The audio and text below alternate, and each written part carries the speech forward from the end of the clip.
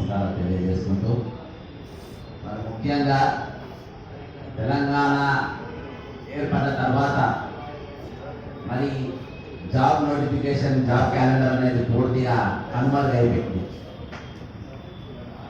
ఖాళీలు ముఖ్యంగా కాంగ్రెస్ పార్టీ అధికారంలోకి రావడానికి ముఖ్య కారణం ప్రబలిక ఆత్మహత్య తర్వాత విద్యార్థులందరూ వాళ్ళ ఊళ్ళలోకి పోయి కాలు మొక్కి కాంగ్రెస్ పార్టీకి ఓటేయడం జరిగింది. మేము ఇటీవల ఇదే press club conference, AC conference లా ఒక ప్రెజెంటేషన్ పెట్టిన, పవర్ పాయింట్ ప్రెజెంటేషన్.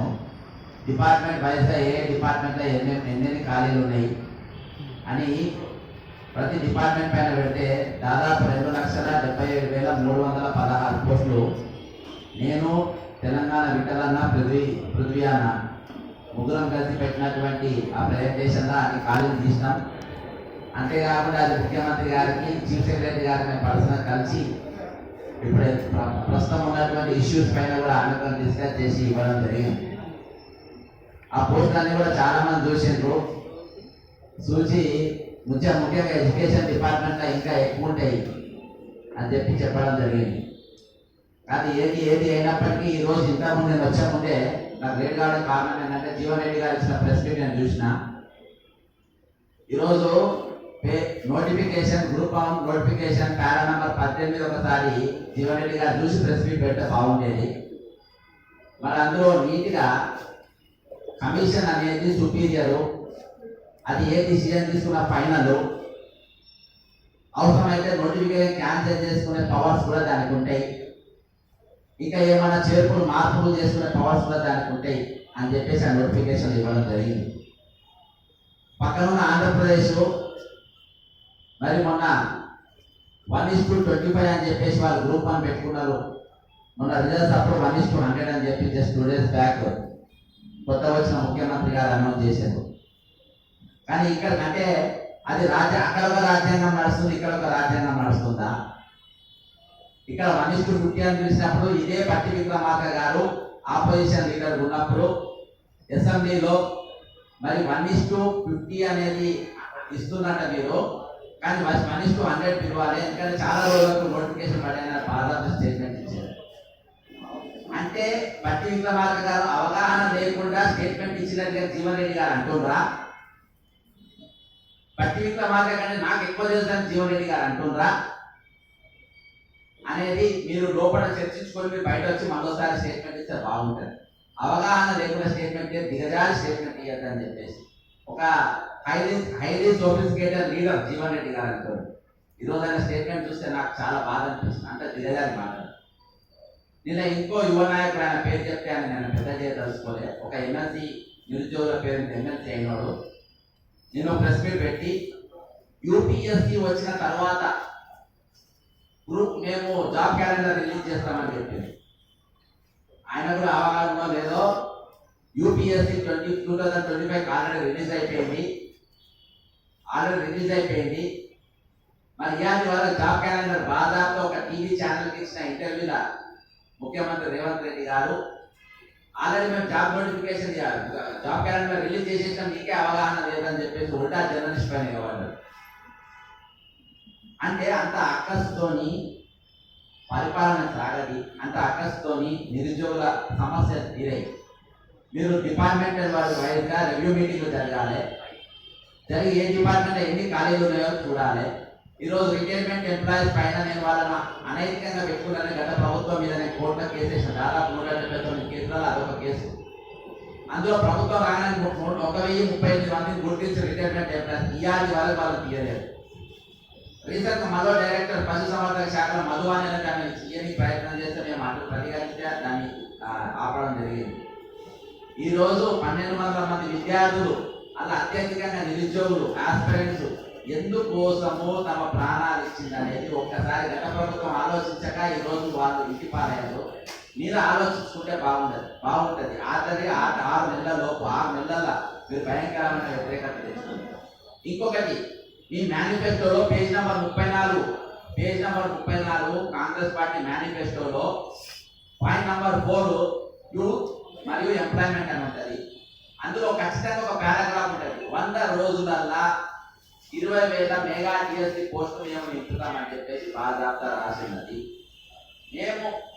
మేము ఆ స్టేట్మెంట్ ను చూసి 100 రోజులు అయిపోయిన తర్వాత వికాస్ రాజ్ గారిని, ఎలక్షన్ కమిషన్ ఆఫ్ హైదరాబాద్ మన తెలంగాణ అధికారిని కలిసి మీ వెబ్సైట్ లా ఈ మేనిఫెస్టో పెట్టుంది, దీన్ని చూసి చాలా మంది టీఎస్సీ అభ్యర్థులు ఓట్ చేసిండ్రు, మరి వీళ్ళందరూ 100 రోజులు దాటింది, ఇయాటి వరకు కూడా మరి ఆ 20,000 పోస్టులు నింపలేదు, కేవలం 11,000 కేసులు, ఇంకా 9,000 పోస్టులకు వేయలేదని చెప్పేసి నేను బాధాప్త కంప్లైంట్ ఇవ్వడం జరిగింది.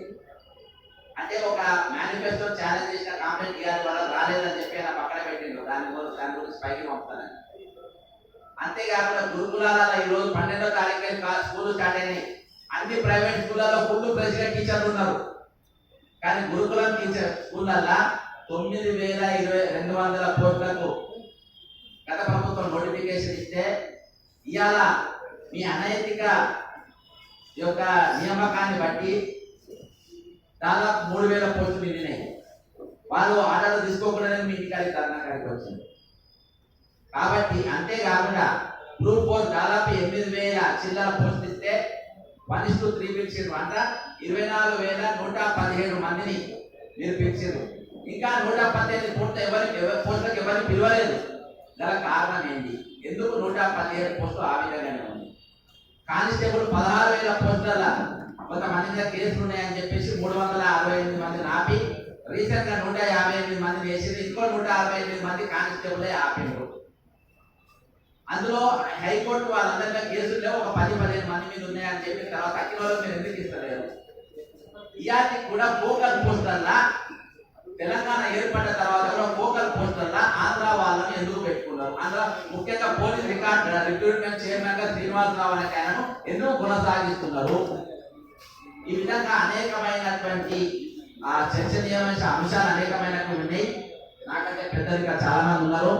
కృష్ణ అదే అంతేకాకుండా గ్రూప్ ఇంతకుముందు నేను చెప్పినట్టుగా గ్రూప్ 2 గ్రూప్ 3 కూడా పోస్టులు పెంచాలని చెప్పేసి వాళ్ళు పెంచుతామని చెప్పిండ్రు. సంవత్సరం లోపు 2 లక్షల పోస్టులను నింపుతామన్నారు. ఇవాళ ఒక ఫ్యాషన్ అయిపోయింది, 2 లక్షల పోస్టులు. 2 లక్షల పోస్టులు అంటే ఏ పోస్టులు నింపుతారు? అది గ్రూప్ 1 గ్రూప్ 2 ఊబరా, ఓలానా, జొమాటోనా, మీరు ఏవేవి తీసుకొని వస్తుండ్రు దాని గురించి ఇవాళ ఎవరికి అవగాహన లేదు. కాబట్టి మీరు వెంటనే ప్రభుత్వం వెంటనే మనం మాట ఇచ్చే మాట ఇవ్వాలి కావచ్చు. నేను ఒకటి అంటున్నా, ఈ రోజు 5,71,000 అప్పు చేసిందని చెప్పేసి బాధాప్త ముఖ్యమంత్రి గారు ఎస్ఎంఈలో అప్పుల చిట్టా పెట్టారు. ఎక్కడెక్కడ అప్పు తెచ్చిన మేము గతంలో చెప్పడం జరిగింది. ఆ అప్పులు తెచ్చిన పైసలల్లా ఉద్యోగులకు ఉద్యోగాలు ఇవ్వడం కాకుండా రిటైర్మెంట్ లో బరాబర్ వాళ్ళకి రిటైర్మెంట్ పైసలు కూడా ఇవ్వకుండా ఈ రోజు ఆ డబ్బంటే ఎవరికి ఇచ్చిందంటే మేఘా కృష్ణారెడ్డి లాంటి బడా కాంట్రాక్ట్ దాదాపు 3 లక్షల కోట్లు ఒక వ్యక్తిగా ఇవ్వడం జరిగింది.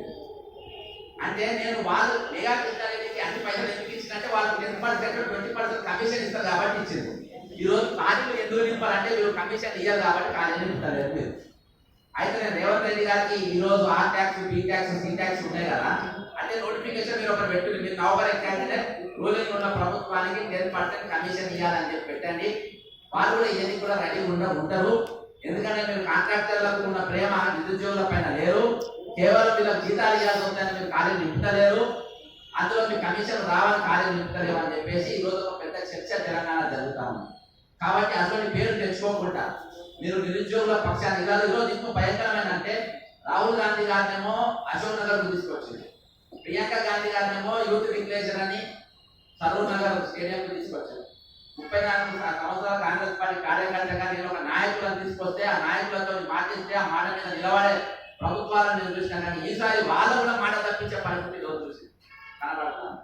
కాబట్టి కనీసం వాళ్ళ గౌరవం నిలబెట్టడానికి ముఖ్యమంత్రి రేవంత్ రెడ్డి గారికి నేను విజ్ఞప్తి చేసేది ఏంటంటే గ్రూప్ 2 గ్రూప్ 3 వెంటనే పోస్టులు పెంచాలి, మరి దాని మీద జీవో విడుదల చేయాలి. అంతేకాకుండా 1:100 ఇప్పుడు రిజల్ట్ ఏదైతే విడుదల చేయబోతున్నా 1:100 ఇవ్వాలి. దాని మీద మీరు ఒకసారి నోటిఫికేషన్ చూసుకొని దాని మీద మాట్లాడితే బాగుంటుంది. అంతేకాకుండా గురుకుల పోస్టులకు మిగిలిన వాళ్ళందరికీ జాబ్ ఆర్డర్స్ ఇవ్వాలి, మిగిలిన కానిస్టేబుల్ కూడా ఆర్డర్స్ ఇవ్వాలి. గ్రూప్ 4 కూడా మిగిలిన 118 పోస్టులు కూడా మరి వారికి 1:3 వాటి కూడా పిలవాలని కోరుకుంటూ ఇంకా అనేకమైన అంశాలు ఉన్నాయి, మీతో మాట్లాడతారు. Thank you. జై తెలంగాణ, అమరవీరులకు జోహార్.